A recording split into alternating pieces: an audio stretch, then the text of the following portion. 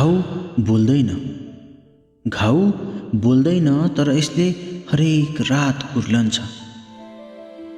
चिच्याउन खोज्छ तर आवाज ओठमै अडिन्छ। यो कुनै देखिने चोट होइन, यो कुनै देखिने चोट होइन जो मलहमले निको होस्। यो त मनको भित्री कुनामा बिस्तारै गहिरिँदै गएको खाल्टो हो, जहाँ स्मृतिहरू रित्तिन जान्छन्।